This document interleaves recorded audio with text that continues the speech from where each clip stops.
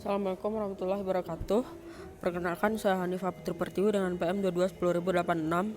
Hari ini saya akan mempresentasikan tentang kompetensi bisnis di beberapa negara. Pendahuluannya, persaingan usaha yang sehat merupakan fondasi penting dalam sistem ekonomi pasar untuk menjamin terciptanya persaingan yang adil dan melindungi konsumen dari praktik-praktik usaha yang merugikan. Beberapa negara membentuk otoritas pengawas yang disebut Komisi Persaingan. Lembaga ini memiliki peran strategis dalam menegakkan hukum persaingan, mencegah praktik monopoli dan kartel, serta mengawasi proses merger dan akuisisi agar tidak menimbulkan struktur pasar yang anti kompetitif. Menurut Samsudin 2015, hukum persaingan usaha tidak hanya bertujuan menciptakan efisiensi ekonomi, tetapi juga menjamin adanya keadilan dalam proses bisnis. Di Indonesia, peran ini diemban oleh Komisi Pengawas Persaingan Usaha atau KPPU. Sementara di negara lain, lembaga serupa memiliki bentuk, kewenangan, dan mekanisme kerja berbeda, sesuai dengan sistem hukum dan kebutuhan nasional masing-masing. Melalui studi perbandingan ini, kita bisa melihat bagaimana Komisi Persaingan di beberapa negara menerapkan prinsip-prinsip dasar hukum persaingan usaha, serta bagaimana pendekatan yang mereka ambil agar dapat menjadi bahan refleksi untuk penguatan sistem persaingan usaha di Indonesia. Setiap negara harus memiliki peraturan untuk menyesuaikan kegiatan pasarnya dan membentuk dewan khusus untuk memantau dan mencegah persaingan dari masalah yang tidak adil. Secara umum, tujuan untuk mengumumkan undang-undang tentang persaingan komersial yaitu mempertahankan kelangsungan persaingan antara perusahaan bisnis untuk hidup dan tujuan, terutama negara bagian Indonesia, ingin melindungi sistem persaingan, serta Amerika Serikat dengan menerapkan sistem persaingan yang distabilkan. Persaingan komersial mungkin memiliki dampak positif dan negatif. Persaingan perdagangan yang sehat akan membawa keuntungan bagi konsumen. Konsumen mungkin memiliki pilihan produk yang berbeda tergantung pada harga pasar dan kualitas tinggi. Sebaliknya, jika pasar dikendalikan oleh satu pihak atau sekelompok pihak, peluang untuk membuka atau mematikan fungsi mekanisme pasar, harga hanya ditentukan secara sepihak oleh beberapa kelompok pengusaha yang kuat, dan ini akan menyebabkan kerugian bagi konsumen. Kajian materi. Kajian perbandingan kompetisi bisnis antar negara sangat penting dalam memahami perkembangan ekonomi global. Melalui kajian ini, dapat kita lihat bagaimana peran hukum dalam menjaga keseimbangan pasar dan melindungi kepentingan publik. Selain itu juga, kajian ini memberikan gambaran secara menyeluruh mengenai efektivitas lembaga-lembaga pengawas dalam mencegah terjadinya praktek yang merugikan seperti monopoli dan kartel. Dengan begitu, kajian ini menjadi dasar penting dalam mendorong reformasi kebijakan persaingan di tingkat nasional agar lebih adaptif dan responsif terhadap tantangan yang muncul dalam ekonomi global yang berkembang. Tujuan materi. Tujuan dari presentasi materi ini adalah untuk memberikan pemahaman yang mendalam mengenai perbandingan pendekatan kompetisi bisnis yang diterapkan di berbagai negara. Presentasi ini bertujuan untuk mengidentifikasi perbedaan-perbedaan utama dalam setiap cara negara mengelola persaingan usaha, serta menjelaskan berbagai faktor yang mempengaruhi pembentukan dan pelaksanaan kebijakan persaingan tersebut, seperti kondisi ekonomi, sistem hukum, dan struktur pasar.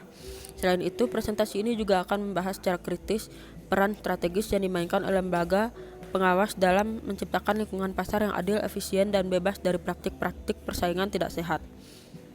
Terima kasih. Selanjutnya akan dijelaskan lebih lanjut oleh teman saya. Assalamualaikum warahmatullahi wabarakatuh. Perkenalkan, nama saya Salirani Tisyara dengan NPM 22-10102. Di sini saya akan mempresentasikan tentang persaingan di beberapa negara. Selanjutnya, di sini saya akan membahas mengenai pengertian Komisi Persaingan. Komisi Persaingan adalah lembaga independen atau badan pemerintah yang dibentuk untuk mengawasi dan mengatur praktik persaingan usaha di suatu negara. Lembaga ini bertugas memastikan bahwa pasar berjalan secara adil dan efisien, serta melindungi konsumen dari praktik monopoli dan persaingan curang. Di berbagai negara, komisi ini memiliki nama berbeda, namun memiliki fungsi yang serupa. Misalnya, Komisi Pengawas Persaingan Usaha atau KPPU di Indonesia. Lalu ada pula di Amerika Serikat, yaitu Federal Trade Commission. Lalu ada juga di Inggris, yaitu Competition and Markets Authority. Lalu, ada pula tujuan dibentuknya Komisi Persaingan, yaitu untuk menciptakan struktur pasar yang sehat dengan mencegah adanya dominasi oleh pelaku usaha tertentu. Komisi ini juga bertujuan memberikan perlindungan terhadap konsumen, meningkatkan efisiensi ekonomi nasional, serta mendorong inovasi dan investasi. Di negara maju seperti Amerika dan Inggris, peran komisi ini sangat penting dalam mendeteksi dan menghentikan praktik kartel, merger yang merugikan, dan penyalahgunaan posisi dominan. Selanjutnya ada pula fungsi umum Komisi Persaingan. Yang pertama yaitu pengawasan terhadap praktik persaingan tidak sehat seperti kartel, kolusi, dan diskriminasi harga. Yang kedua ada penyelidikan terhadap laporan masyarakat atau temuan atas dugaan pelanggaran hukum persaingan. Lalu yang ketiga ada pula penegakan hukum melalui penerapan sanksi administratif atau rekomendasi penegakan hukum. Yang keempat ada pula edukasi kepada publik dan pelaku usaha tentang pentingnya persaingan usaha yang sehat. Lalu yang terakhir ada analisis merger dan akuisisi untuk memastikan transaksi tidak merugikan pasar secara keseluruhan. Selanjutnya ada dasar hukum dan regulasinya. Yap, persaingan usaha tidak mengenal batas negara. Oleh karena itu, berbagai komisi bekerja sama dalam jaringan internasional seperti International Competition Network dan Forum OECD Competition Committee. Komisi persaingan usaha di berbagai negara beroperasi berdasarkan kerangka hukum nasional yang kuat. Misalnya, di Amerika Serikat, hukum antitrust mengacu pada Sherman Act tahun 1890 dan Clayton Act tahun 1914 yang menjadi fondasi perlindungan terhadap persaingan. Lalu di Inggris, regulasi ditangani oleh Competition and Market Authority berdasarkan Competition Act tahun 98. Sementara itu, Indonesia mengandalkan Undang-Undang Nomor 5 tahun 99 tentang larangan praktik monopoli dan persaingan usaha tidak sehat yang dijalankan oleh Komisi Pengawas Persaingan Usaha atau KPPU. Ya, regulasi ini menjadi dasar hukum untuk mencegah dominasi pasar yang merugikan konsumen dan juga pelaku usaha lain. Assalamualaikum warahmatullahi wabarakatuh. Saya Dwi Tazara Nupawira dengan NPM 221096 dari kelompok 6 akan menjelaskan tentang Komisi Persaingan di beberapa negara. Kelompok kami membawa beberapa negara yaitu Indonesia, Amerika Serikat, Australia, Jepang, Singapura, dan Uni Eropa. Yang pertama ada dari Indonesia. Indonesia merupakan negara dengan pasar yang besar dan terus berkembang dengan populasi lebih dari 270 juta orang. Indonesia menawarkan potensi pasar yang luas, terutama untuk sektor-sektor seperti makanan, teknologi, e-commerce, dan produk konsumen yang mendukung lainnya.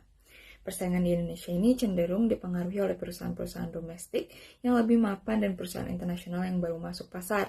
Selain itu, persaingan juga dipengaruhi oleh harga yang lebih kompetitif serta akses terbatas terhadap teknologi yang tinggi atau yang canggih.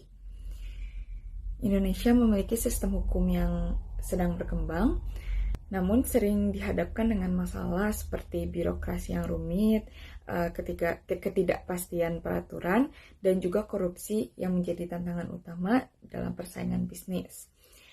Kemudian infrastruktur Indonesia juga masih terbatas yang menjadi salah satu penghalang bagi perkembangan industri dan bisnis. Di Indonesia, lembaga yang bertanggung jawab untuk mengawasi persaingan bisnis adalah Komisi Pengawas Persaingan Usaha atau KPPU. KPPU bertugas untuk memastikan bahwa pasar Indonesia tetap kompetitif dan bebas dari praktik monopoli, kartel, dan persaingan tidak sehat lainnya. KPPU memiliki wewenang untuk menyelidiki dan memberi sanksi kepada perusahaan atau individu yang melanggar ketentuan tentang persaingan usaha. Komisi ini berfokus pada peraturan persaingan usaha Undang-Undang Nomor 5 Tahun 1999 yang melarang praktik kartel, monopoli, dan penyalahgunaan posisi dominan. KPPU juga memerankan peran yang sangat penting dalam mendorong bisnis yang sehat di Indonesia dengan menanggulangi praktik-praktik anti-kompetitif. Sebagai contoh, misalnya KPPU pernah menangani kasus kartel dalam industri pangan dan transportasi yang menyebabkan kenaikan harga yang merugikan banyak konsumen. Kemudian selanjutnya ada dari negara besar yaitu Amerika Serikat. Amerika Serikat memiliki pasar terbesar dan paling dinamis di dunia. Dengan ekonomi yang sangat maju dan tingkat konsumsi yang tinggi pula, pasar Amerika Serikat menjadi daya tarik bagi banyak perusahaan global, termasuk industri-industri seperti teknologi, kesehatan, keuangan, dan manufaktur sangat berkembang di sana. Amerika Serikat merupakan rumah bagi banyak inovasi dan perusahaan teknologi terkemuka seperti Google, Apple, dan Microsoft. Teknologi dan penelitian menjadi faktor utama dalam daya saing bisnis di Amerika Serikat dengan banyaknya investasi di sektor R&D. Di Amerika Serikat juga regulasi bisnisnya sangat mendukung persaingan sehat, sistem hukum anti monopoli yang ketat memastikan bahwa perusahaan-perusahaan besar tidak dapat mendominasi pasar dengan cara yang merugikan konsumen. Kemudian adapun penghambatnya ketimpangan ekonomi antara negara bagian dan sektor tertentu. Selain itu, ketatnya regulasi di beberapa industri juga dapat menjadi penghambat bagi perusahaan-perusahaan yang baru masuk ke pasar. Nah, kalau di Amerika Serikat, dua lembaga utama yang bertanggung jawab untuk mengawasi kompetisi bisnis adalah Federal Trade Commission atau FTC dan Department of Justice atau DOJ. FTC ini bertugas untuk mencegah praktik bisnis yang merugikan konsumen, termasuk seperti penyalahgunaan posisi dominan, kartel, dan merger yang dapat menurunkan persaingan. Nah, kalau yang DOJ ini lebih fokus kepada pelaksanaan hukum anti monopoli di tingkat federalnya, dengan berfokus pada tindakan yang mempengaruhi pasar secara signifikan. Keduanya ini memiliki wewenang untuk menyelidiki dan mengambil tindakan terhadap tindakan anti kompetitif.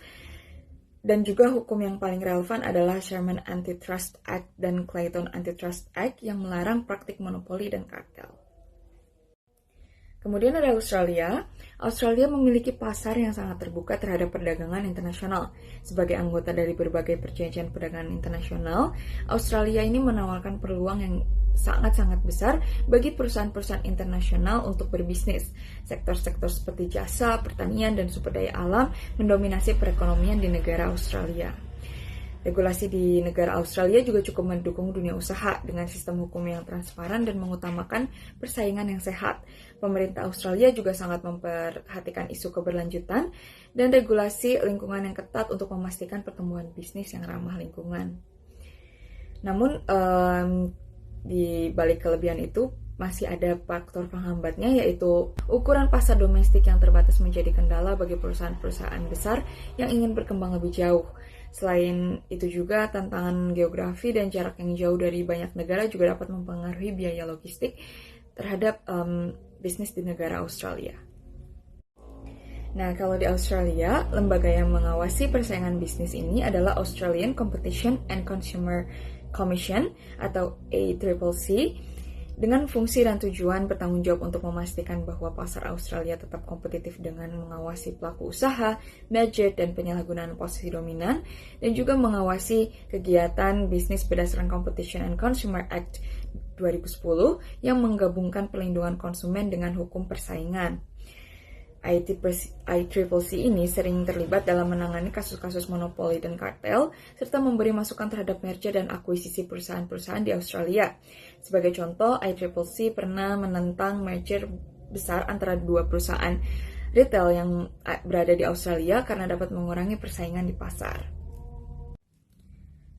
Yang selanjutnya ada Singapura. Seperti yang kita tahu, Singapura telah lama dikenal sebagai hubungan keuangan dan logistik global. Sebagai negara dengan ekonomi paling terbuka di dunia, Singapura sangat menarik bagi investor dan perusahaan multinasional yang ingin memasuki pasar Asia Tenggara. Tak hanya itu, Singapura juga memiliki kebijakan yang sangat di situ saja, Singapura juga memiliki kebijakan yang sangat mendukung dunia usaha dengan sistem hukum yang efisien, transparan, dan tanpa banyak birokrasi. Pemerintah Singapura menawarkan berbagai intensif pajak untuk perusahaan yang berinvestasi di negara tersebut, yang menjadikannya sebagai tujuan favorit untuk investasi asing. Walaupun begitu, tapi tetap Singapura memiliki faktor penghambatnya, yaitu memiliki pasar yang ketergantungan tinggi pada ekspor dan sektor luar negeri membuat negara ini rentan terhadap ketegangan perdagangan global dan fluktuasi ekonomi dunia. Di Singapura, lembaga yang mengawasi persaingan bisnis adalah Competition and Consumer Commission of Singapore atau CCCS, yang bertanggung jawab untuk mengawasi dan menegakkan hukum persaingan di Singapura melalui Competition Act, kemudian berfokus pada mencegah praktik monopoli, kartel, dan penyalahgunaan posisi dominan oleh perusahaan-perusahaan besar. Mereka juga bertugas untuk memeriksa dan menegur merger serta akuisisi perusahaan untuk memastikan bahwa mereka tidak merugikan persaingan di pasar. Singapura juga memiliki kebijakan yang sangat mendukung persaingan dan transparansi. Lalu negara berikutnya adalah Jepang. Jepang dikenal dengan standar kualitas yang sangat tinggi di seluruh sektor industri, dari elektronik hingga otomotif. Perusahaan-perusahaan besar seperti Toyota dan Sony menjadi simbol dari persaingan bisnis yang ketat di Jepang.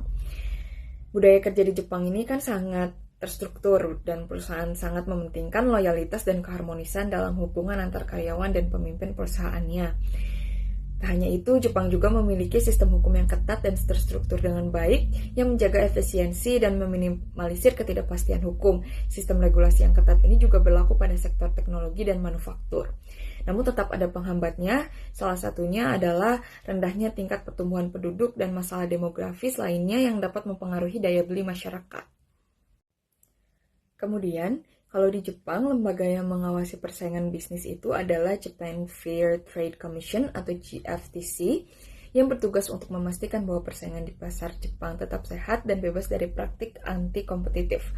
Berdasarkan Anti-Monopoly Act, GFTC ini menangani pelanggaran terkait kartel, praktik monopoli, dan merger yang dapat merugikan konsumen. Mereka juga memiliki kewenangan untuk memeriksa transaksi merger dan akuisisi yang dapat mengurangi persaingan, serta dapat mengambil tindakan langsung terhadap perusahaan yang melanggar aturan persaingan. GFTC ini juga pernah mengambil tindakan terhadap perusahaan-perusahaan besar di sektor otomotif dan teknologi yang dituduh berkonspirasi untuk menetapkan harga. Kemudian yang terakhir ada dari Uni Eropa. Uni Eropa ini merupakan pasar terbesar di dunia dengan lebih dari ratusan juta konsumen. Pasar tunggal Eropa juga memungkinkan barang, jasa, dan tenaga kerja yang masuk mengalir bebas antara negara-negara anggotanya. Hukum anti-monopoli dan persaingan di Uni Eropa juga sangat ketat yang bertujuan untuk menjaga persaingan di antara perusahaan-perusahaan besar. Kebijakan keberlanjutan dan proteksi lingkungan juga menjadi fokus penting dalam regulasi di Uni Eropa. Salah satu tantangan terbesarnya itu perbedaan regulasi antar negara-negara anggota yang dapat menyulitkan perusahaan dalam menjalani operasi lintas batas di seluruh kawasan Eropa. Namun, adapun peluangnya, akses ke pasar global dan dukungan terhadap inovasi hijau memberikan peluang besar bagi perusahaan yang berfokus pada teknologi bersih dan energi terbarukan. Untuk di Uni Eropa, lembaga yang bertanggung jawab untuk mengawasi kompetisi bisnis adalah European Commission atau EC, khususnya Directorate General for Competition. EC ini bertanggung jawab untuk menjaga integritas pasar internal Uni Eropa dengan mengawasi berbagai macam persaingan usaha yang tidak sehat seperti kartel, praktik monopoli, dan merger yang merugikan persaingan pasar. Artikel 101 dan Artikel 102 dari Treaty on the Functioning of the European Union atau TFEU adalah dasar hukum utama yang digunakan untuk menindak praktik-praktik anti-kompetitif di pasar. Kemudian Komisi Eropa juga secara aktif menyelidiki kasus-kasus besar yang melibatkan perusahaan multinasional seperti kasus yang melibatkan Google, Apple, dan Microsoft. Komisi ini juga mengawasi merger dan akuisisi yang melibatkan perusahaan-perusahaan besar untuk memastikan bahwa transaksi tersebut tidak mengurangi persaingan di pasar Uni Eropa. Sehingga dapat disimpulkan bahwa komisi yang mengawasi persaingan usaha di beberapa negara yang kami jadikan contoh itu tidak ada perbedaan yang signifikan karena tujuannya sama, yaitu sama-sama mengurangi, menanggulangi, dan mencegah adanya tindakan-tindakan yang dapat merugikan pasar seperti kompetisi-kompetisi atau persaingan-persaingan bisnis yang tidak sehat. Kemungkinan besar perbedaan yang signifikan dari komisi persaingan usaha dari beberapa negara yang kami jadikan contoh mungkin dapat dilihat dari regulasi dan penerapan sanksi hukum terhadap pesaing-pesaing atau perusahaan-perusahaan yang memang terindikasi melakukan persaingan usaha yang tidak sehat di negara-negara tersebut. Sekian penjelasan materi dari saya. Semoga dapat dimengerti. Untuk materi yang selanjutnya akan dijelaskan oleh rekan saya. Sekian dan terima kasih. Baik, di sini saya akan melanjutkan. Di sini saya akan membahas mengenai regulasi serta sanksi yang ada di berbagai negara. Di sini saya akan mengambil 6 negara yang salah satunya Indonesia. Indonesia di sini memiliki komisi pengawas yang bernama Komisi Pengawas Persaingan Usaha atau bisa disingkat KPPU. Nah, regulasinya itu ada di Undang-Undang Nomor 5 Tahun 1999, yang mana di dalam regulasi itu memiliki 3 poin. Yang pertama, melarang perjanjian kartel, penetapan harga, serta pembagian wilayah. Yang kedua, melarang penyalahgunaan posisi dominan dan merger yang mengurangi persaingan. Dan yang ketiga, memuat ketentuan mengenai pengawasan dan juga penyelidikan oleh KPPU tersendiri. Nah, di dalamnya juga terdapat sanksi yang mana diantaranya yang pertama ada denda administratif maksimum sebanyak 25 miliar, dan yang kedua ada perintah pembatalan perjanjian, penghentian praktik hingga pembubaran usaha. Baik, negara selanjutnya merupakan negara Amerika Serikat yang mana yang mana komisi pengawasannya itu bernama Department of Justice atau DOJ dan Federal Trade Commission atau FTC, yang mana regulasinya ini tuh ada di Sherman Act dan juga Kellogg Act, yang dimana di dalam Sherman Act tersendiri berisikan mengenai larangan kartel, perjanjian anti kompetitif dan juga monopoli, dan di Clayton Act itu membahas mengenai melarang merger yang mengurangi persaingan dan praktik diskriminatif harga. Dan di dalam regulasi Amerika di sana membahas mengenai sanksi, yakni terdapat 3 poin. Yang pertama itu denda hingga $100 juta untuk perusahaan, lalu ada denda hingga $1 juta dan penjara hingga 10 tahun untuk individu, dan yang terakhir perintah pembatalan merger atau akuisisi. Negara yang ketiga adalah Uni Eropa, yang dimana komisi pengawasnya merupakan European Commission, Directorate General for Competition, yang di dalamnya yang dimana regulasinya itu diatur dalam Treaty on the Function of the European Union atau TVEU dan Digital Markets Act atau DMA, yang dimana regulasinya berisikan dalam artikel 101 itu membahas mengenai larangan perjanjian kartel dengan pembatasan persaingan, dan di artikel 102 atau pasal 102 itu membahas mengenai melarang penyalahgunaan posisi dominan, dan yang terakhir di DMA itu diatur mengenai gatekeeper atau digital seperti Google, Meta, Apple agar tidak menyalahgunakan posisi mereka. Nah, sanksinya itu seperti apa? Sanksinya itu ada 2. Yang pertama, denda hingga 10% dari omset global tahunan, 20% untuk pelanggaran berulang. Contohnya, Apple didenda 500 juta karena praktik App Store. Meta didenda 200 juta karena pelanggaran privasi. Nah, untuk selanjutnya itu ada negara Australia, yang dimana komisi pengawasannya merupakan Australian Competition and Consumer Commission atau ACCC, yang di dalamnya regulasinya itu yang dimana regulasinya itu terdapat dalam Competition and Consumer Act 2010, yang di dalam regulasinya itu membahas mengenai pelarangan kartel, penetapan harga, penyalahgunaan kekuatan pasar, merger anti kompetitif, serta perlindungan terhadap konsumen dan kebebasan pasar. Dan sanksi yang ada dalam regulasi tersebut yakni denda maksimal 50 juta atau 30% dari omset terkait pelanggaran, dan juga penjara hingga 10 tahun untuk pelanggaran kartel berat. Dan sisa 2 negara lagi, yakni negara Singapura dan Jepang.